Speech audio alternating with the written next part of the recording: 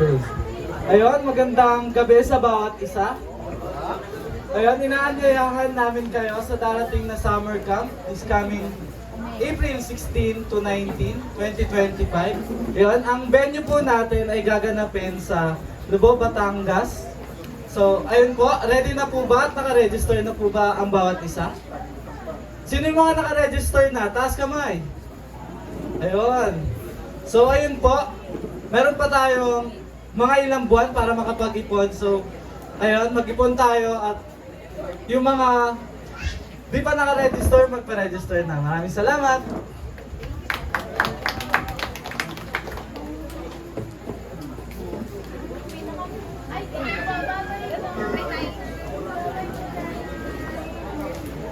Hoy, Regine, nakita mo ba? Naninig ba yung sinabi ni Pastor? Di ba? Sa summer camp na raw. Hoy, naninig ba yun? Summer camp na. Kuya, init-init doon. Di na ako kasama. Training yun! Oo, kaya training tayo. Oo, saan kayo kukuha ng T5? Pang isang kamunad din na yun. Uy, hindi. Di ba kasi, basta yun, may beach tapos di ba, mas makikilala natin sila. Swimming na ako kasi.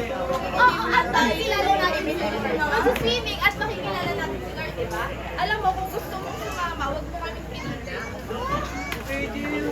Pero di ba, mag-swimming tayo at makikilala natin sila, di ba? Ay, Sama ba kayo sa ka? Hindi, ang init kaya doon. kaya yung 3 by something na yun eh. Kaya nga, inom Nung na lang lalagnapan na lang tayo. Wait lang, ang dami na kukupo. Kailangan na itong ayusin na lang natin. O ikot na yung tagay.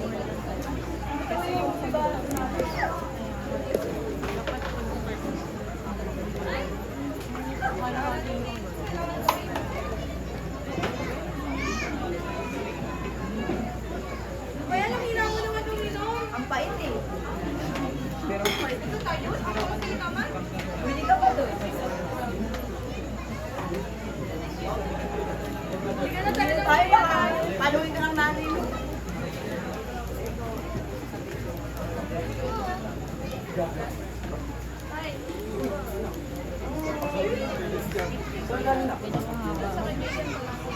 Lasing ka ba? Hindi, Lasing ka na naman. Di ba lasing ba kayo kasama mama mo kanina? Nakauwi na yung mama mo, wala ka ba? Lasing ka pa umuwi. Pero na, ganyan ba yung nagsisimba? Malaki na lang pag umuwi, lasing. Mahal, hindi ka nga rito. Pagalitan mo tulog mo.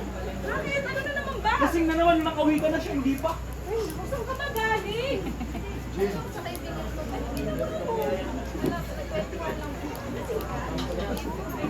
Sumama ka sa kampa para magbago ka. ayoko na nang mag-inom. Nakakainit dyan. Bala ka.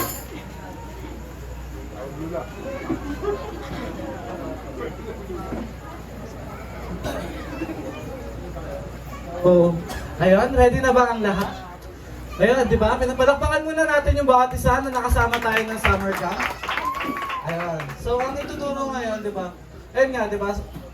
Pag gusto ko magbukas tayo ng Biblia natin sa Romans 6:23, ang sabi doon, sapagkat ang kabayaran ng kasalanan ay kamatayan, ngunit ang libreng kaloob ng Diyos ay buhay na walang hanggan sa pamamagitan ng ating Panginoon na si Jesucristo. So, ayun, di ba tayo minsan nakagawa tayo ng kasalanan. Nakagawa tayo ng kasalanan, parang feeling natin, napapalayo tayo sa Panginoon. Feeling natin kapag pumasok tayo sa simbahan, masusunog tayo. Ganyan, kapag nagsisinungaling tayo, umiinom tayo, paano pa man pag disrespect natin sa magulang natin.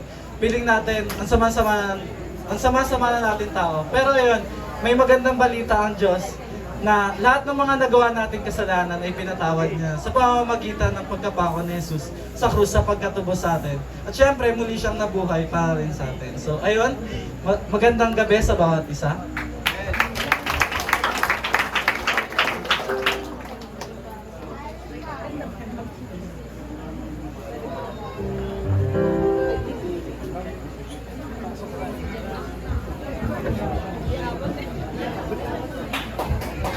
Yeah, palakpakan po